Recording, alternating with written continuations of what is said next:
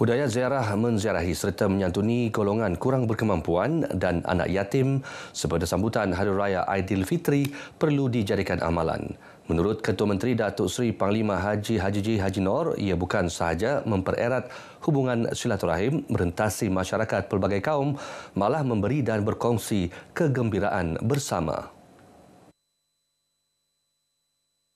Ini sekaligus dapat merapatkan lagi hubungan silaturahim di antara bukan sahaja sahabat sandai, keluarga, tetapi masyarakat keseluruhannya. Jangan juga kita lupa kepada mereka yang kurang berkemampuan, anak-anak yatim dan sebagainya. Kalau ada kelebihan, kita perlu menyantuni mereka. Dan saya harap kita gunakan Aidilfitri ini untuk mempereratkan lagi perpaduan di antara kita. Datuk Haji menyatakan demikian kepada pemberita dalam Majlis Rumah Terbuka Aidilfitri Ketua Setiausaha Politik kepada Ketua Menteri, Datuk Abdul Kasim Razali di Tuaran. Sementara itu, Datuk Abdul Kasim menyifatkan penganjuran Majlis Rumah Terbuka sempena perayaan dapat merapatkan lagi hubungan rakyat dan pemimpin peringkat akar umbi. Dapat merapatkan lagi hubungan antara masyarakat dan juga pemimpin.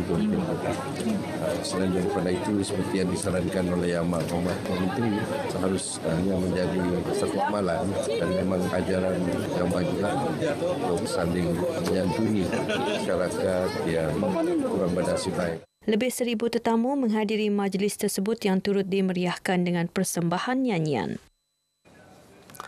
Rakyat disaran memanfaat sambutan Hari Raya Aidilfitri dengan mengambil peluang menziarahi keluarga, sanak saudara, jiran dan sahabat handai tanpa mengira perbezaan agama dan budaya.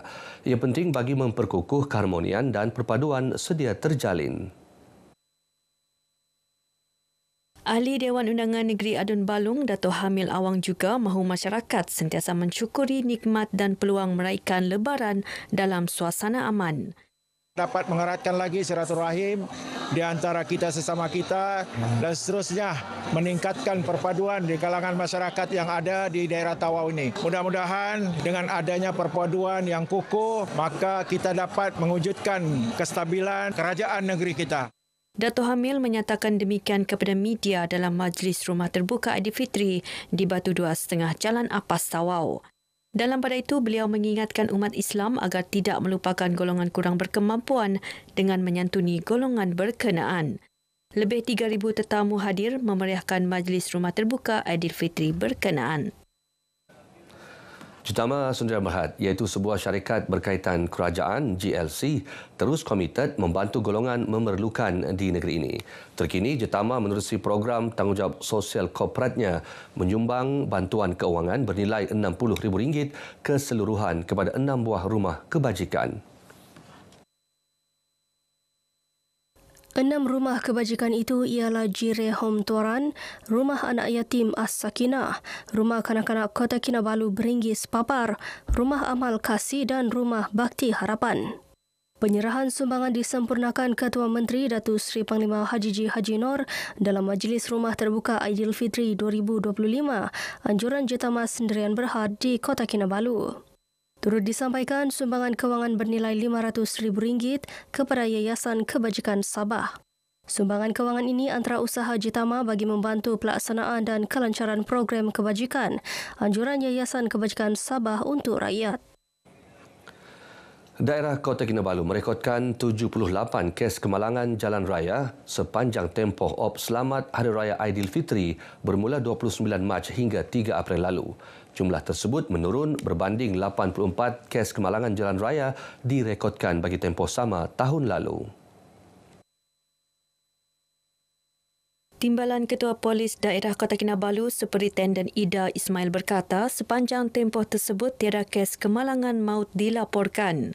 Selamat ini tidak terlibat kes maut, tiada kes maut yang dilaporkan, manakala ada 78 kes kerosakan sahaja. Dan sepanjang selamat ini dijalankan, kesesakan berlaku di kawasan Jalan Kostal, Jalan Kepayan, jalan yang menuju ke Bandaraya, Jalan Tuaran Bypass yang mengalami kesesakan. Superintenden Ida ditemui pemberita dalam operasi payung ops lancar di Kota Kinabalu. Dalam pada itu, beliau memberitahu polis turut melaksanakan pemantauan di lokasi sering mengalami kesesakan lalu lintas selain kawasan kerap berlaku kemalangan maut. Perkembangan banjir di Kinabatangan. Setakat 8 malam tadi, jumlah penduduk terjejas yang berlindung di Pusat Pemindahan Sementara PPS kekal 138 orang daripada 30 keluarga. Berdasarkan infografik Sekretariat Jawatan Kuasa Pengurusan Bencana Negeri, penduduk di PPS terdiri 37 lelaki dan 37 wanita dewasa, manakala selebihnya kanak-kanak. PPS SK Bukit Garam Pekan Bukit Garam diaktifkan sejak 2 April lalu bagi menempatkan penduduk dari 4 buah kampung.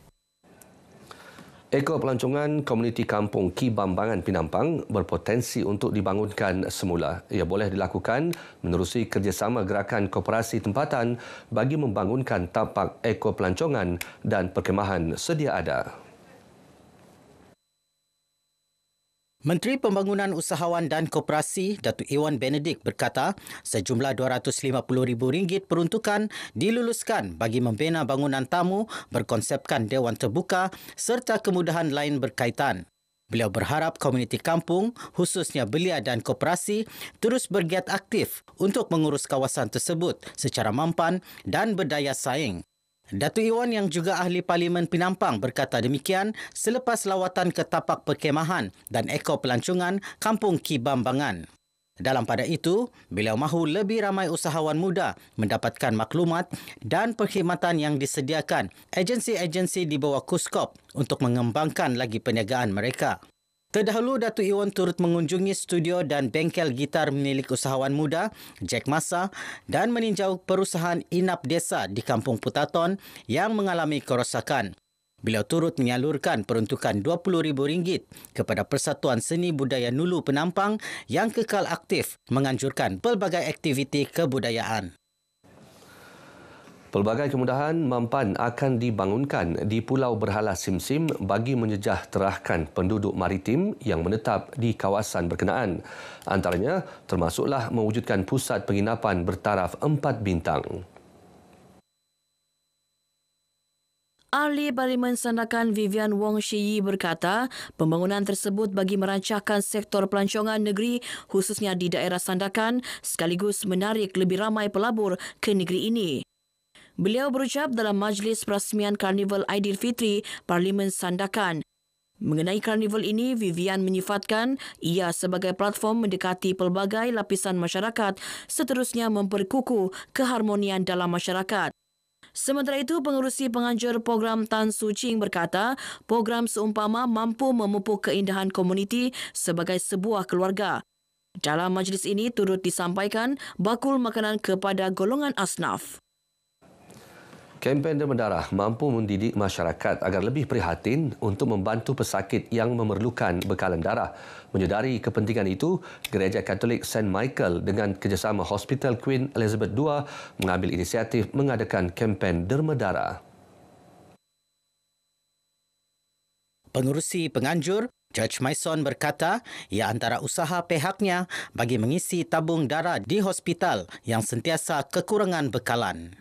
Program ini kita anjurkan selama 4 kali dalam setahun dan program aktiviti ini parokia kami lah, parokia St. Michael Pinampang, di atas persetujuan juga rektor kami untuk menganjurkan di sini.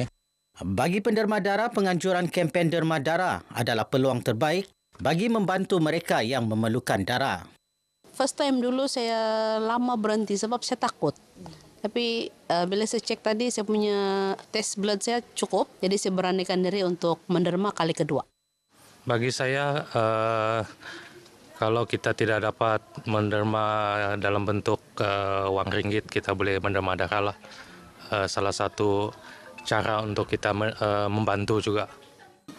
Bukakan hati untuk menderma darah dan bantu orang yang memerlukan darah di dalam dunia ni. Tidak kira kita berada di mana, kita bantu. Tidak kira orang tu bangsa apa, kita bantu.